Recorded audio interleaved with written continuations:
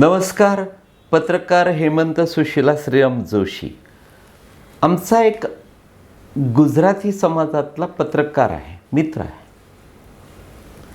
आता तो थकला आहे, पण मध्यंतरी एक 10-15 वर्षांपूर्वी त्याच्या डोक्यात एक खूळ आलं की नेत्यांना, अधिकाऱ्यांना जिंकायचं असेल तर त्यांच्याबरोबर पुस्तकं लिहायला हवीत, पुस्तकं काढायला हवीत. याला मराठी येत नव्हतं. याचं मराठीतलं बोलणं तसं गुजराती पद्धतीचं तोडकं मोडकं. त्यानं मी एक युक्ती केली. लोकमतच्या एका विकाऊ पत्रकाराला त्यानं हाताशी धरलं, त्याला भरमसाठ पैसे दिले आणि अनेक मराठीतले उत्तम पुस्तकं लिहून घेतले. त्या विकाऊ पत्रकाराची लेखणी चांगली असल्यामुळे ती पुस्तकं चांगली झालीत आणि याचं नाव झालं. पण वस्तुस्थिती आम्हाला ठाऊक होती की ज्याला धड मराठी बोलता येत नाही त्याला मराठीतून लिखाण अशक्य. पण हे घडत असतं. हिंदी सिनेमाचं नाही का, किंवा कुठल्याही मराठी सिनेमाचं, कोणत्याही भाषेतल्या सिनेमांचं, की नटनट्या त्यांना फक्त ओठांची हालचाल करायची असते. गाणी म्हणणारे लता, आशा, किशोर, रफी असे कितीतरी वेगळे असतात, दर्जेदार असतात. पण ती दर्जेदार गाणी, त्यांनी गायलेली गाणी यांच्या तोंडून आपल्याला ऐकावी लागतात. किंवा एखादा विद्यार्थी असतो आणि तो उत्तम गुणांनी पास होतो. आपल्या ते लक्षात येतं की समोरचा हुशार विद्यार्थी त्याची यानं नक्कल केली म्हणून हा मेरिटमध्ये आला किंवा उत्तम गुणांनी पास झाला. मित्रांनो, हा प्रकार मला आठवला एकनाथ शिंदेंचा 14 जुलै रोजीचा दैनिक लोकसत्तामधला एक लेख. त्या लेखामध्ये, किंवा तो राजकारणापेक्षा राज्य मोठे या मथळ्याखाली अतिशय दर्जेदार आणि उत्तम असा संग्राह्य लेख एकनाथजींनी लिहिला आहे. पुन्हा तेच की आपल्या ते लक्षात येतं त्या गुजराती मित्रासारखं की आपल्याला ठाऊक आहे एकनाथ शिंदेंचं गावरान बोलणं, त्यांचं गावरान वागणं, त्यांचं गावरान साधेपणा, मुख्यमंत्री झाले तरी ती सगळी स्टाईल आपल्याला तोंडपाठ आहे. त्यामुळे हा असा या पद्धतीचा सर्वोत्तम लेख एकनाथ शिंदे लिहितील हे अशक्य आहे.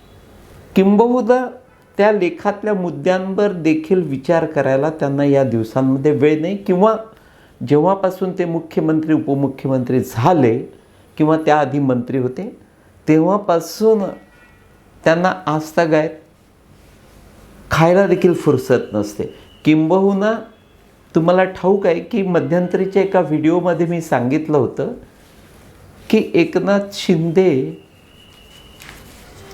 देव कसा असतो की तो तुम्हाला ताकदवान आवडतो, पण तो देव जर वारंवार आजारी पडत असेल, एखादा बुवा असतो, त्या बुवांचे अनेक भक्त असतात, पण बुवा आजारी पडत असेल, रोगट असेल, रोगी असेल, व्यसनी असेल तर तो आवडत नाही. एकनाथजींना मी तेच म्हणालो की तुम्हाला जर कायमस्वरूपी लोकांच्या मनात रुजायचं असेल तर तुम्ही आजारी पडता कामा नये. पण एकनाथ ऐकायलाच तयार नाही. खाण्याच्या बाबतीत आणि आराम करण्याच्या बाबतीमध्ये शेवटी कधीतरी त्यांच्या बायकोला त्यांना त्या शेतावर नेऊन ठेवावं लागतं. ते जे काय फार्म हाऊस आहे तिथे मग ते कधीतरी तिथे जातात आणि आराम करतात. म्हणजे अक्षरशः त्यांच्या बायकोला ते कंपल्शन करावं लागतं.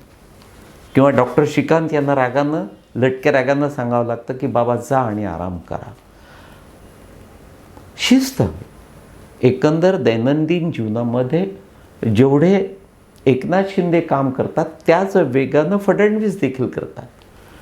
पण केव्हा खायचं, केव्हा आराम करायचा, कोणत्या पद्धतीनं दैनंदिनी आखायची हे फडणवीसांना जसं जमलं आहे एकनाथ शिंदे ऐकायलाच तयार नाही. त्यांनी हुबेहूब आपला आनंद दिघे करवून घेतला आहे. आनंद दिघे हा असाच माणूस होता, वल्ली.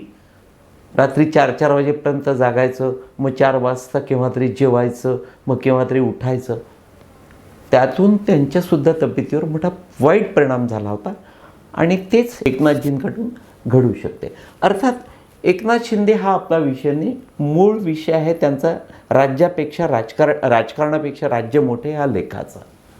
आणि त्या लेखाच्या बाबतीमध्ये असं आहे की एकनाथ शिंदेंना जिथे खायला फुरसत नाही तिथे ते सर्वोत्तम मुद्दे घेऊन त्यावर लिखाण करणं इट्स हायली पॉसिबल. अर्थात एकनाथ शिंदेंच्या सभोवताली एखादा दुसरा वगळता असा दर्जेदार लेखक किंवा उत्तम विचारांची माणसं आहेत हेही नाही. त्यामुळे मला 100% वाटतं की हे लिखाण त्यांना विनायक पात्रुडकर, त्यांचे जनसंपर्क अधिकारी आणि आमचे पत्रकार मित्र, त्यांनी ते करवून दिलं आहे. लेखाची भट्टी खूपच छान त्यातून जमून आलेली आहे. पण तेच की अगदी सुरुवातीला त्यांनी कुठलं तरी जागतिक स्तरावरचं उदाहरण दिलं आणि त्या उदाहरणानं लेखाची सुरुवात केल्याबरोबरच लक्षात येतं की हा लेख एकनाथ शिंदे यांनी लिहिलेला नाही, मात्र तो सर्वोत्तम आहे. आणि ज्या पद्धतीनं एकनाथ शिंदे यांनी त्या लेखातून आपले विचार प्रकट केले आहे, माझा जो आग्रह होता तो त्यांच्या फार उशिरा लक्षात आला आहे. जेव्हा ते उपमुख्यमंत्री झाले आणि फडणवीस मुख्यमंत्री झाल्यानंतर ज्या पद्धतीनं शिंदे अस्वस्थ असायचे, आगपाखड करायचे, तेव्हाच मी त्यांना वारंवार हे बजावलं होतं की या पद्धतीची भूमिका घेऊ नका, तुमचं राजकीय आणि आर्थिक नुकसान होईल, तुम्हाला राजकारणातून कदाचित मागे जावं लागेल. देर आहे दुरुस्त आहे, त्यांच्या ते उशिरा लक्षात आलं आणि ते जर लक्षात आलं नसतं तर त्यांना फार मोठी किंमत त्याची मोजावी लागली असती. आणि त्याच विचारातून यावेळी एकनाथ शिंदे यांनी हा लेख लिहिलेला आहे किंवा त्यांची बदललेली जी भूमिका आहे. अलीकडे गेल्या 1-2 महिन्यांपासून एकनाथ शिंदे यांनी जी भूमिका बदललेली आहे ते तंतोतंत त्यांच्या या लिखाणात सुद्धा उमटलेली आहे. कारण फडणवीस जेव्हा मुख्यमंत्री झाले, मी तुम्हाला सांगितलं आहे की अति दिलदार स्वभावामुळे हा असा एकमेव नेता, थोडंफार कर्ज नेत्यांना होत असतं, परंतु हा नेता अक्षरशः आजही कर्जांमध्ये बुडालेला आहे. कारण खिसे उपडे करेपर्यंत लोकांना वाटत सुटायचं आणि मग त्यात वेगवेगळ्या निवडणुका,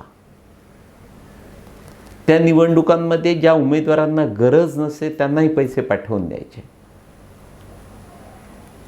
अति दिलदार वृत्ती आणि त्यातून मग काही चुका होत होत्या आणि तिथेच माझी त्यांना सूचना होती की तुमच्या हातून हे घडता कामा नये. इकडे पैसे वाटायचे आणि तिकडे वेगळ्या पद्धतीची कामं जर तुम्ही पुढे रेटली तर तुमची त्यात बदनामी होईल, कदाचित एखाद्या प्रकरणात तुम्ही अडकाल. आणि आपला बॉस या पद्धतीनं व्यवहार सांभाळतो म्हटल्यानंतर त्यांचे मंत्री देखील तेच करायचे. ते तर डोक्यावर बसले होते, सगळे अब्दुल सत्तार पद्धतीचे होते, कोणी ऐकायलाच तयार नाही. भ्रष्टाचार हा शिंदेच्या शिवसेनेतल्या मंत्र्यांसाठी शिष्टाचार झाला होता, त्यांना ते आवडायचं, त्याशिवाय करमत नसायचं.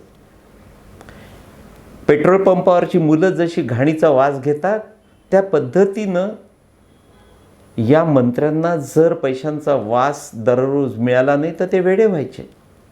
त्यातले काही दारूमध्ये अकंठ बुडायचे, काही बायकांजवळ झोपायचे वेगवेगळ्या.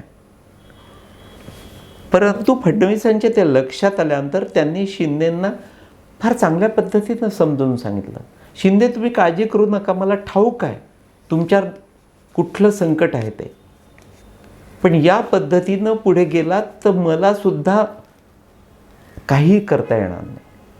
सुरुवातीला शिंदेंनी नक्कीच आगपाखड केली, पण अलीकडल्या 1-2 महिन्यांमध्ये देवेंद्र फडणवीस वेगळे कसे का त्यांच्याकडे सारे जातात आणि फडणवीस संकटात कसे प्रत्येकाच्या पाठीशी उभे राहतात. मग मी तर त्यांच्या घरातला आहे, त्यांचा जिवलग मित्र आहे, का म्हणून विरोधात भूमिका घ्यावी हे शिंदेंच्या लक्षात आलं आणि मग शिंदेंनी आपली भूमिका बदलली आणि आता ते हळूहळू या संकटातून पुढल्या वर्षभरात नक्की बाहेर येतील.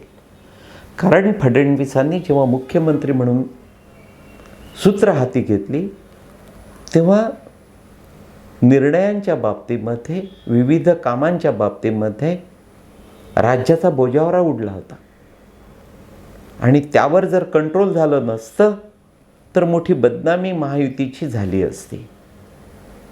त्याची फार मोठी झळ भारतीय जनता पक्ष आणि व्यक्तिगत फडणवीसांना बसली असती.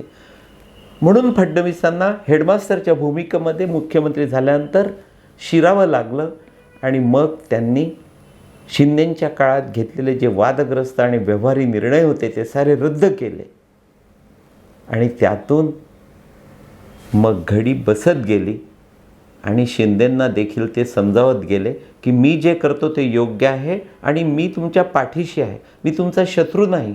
अमुक एखादा निर्णय रद्द केला म्हणजे तुमच्या हातचं काही हिसकावून घ्यायचं ही त्यामागली भूमिका नाही, तर आपलं सरकार उगाचच बदनाम होता कामा नये. आपल्याला निर्णय नक्कीच चांगले घ्यावे लागणार आहेत. मित्रांनो, एकनाथ शिंदे विषय हा इथे संपत नाही. राजकारणापेक्षा राज्य मोठे हा विषय अद्याप बाकी आहे. तूर्त एवढंच. नमस्कार.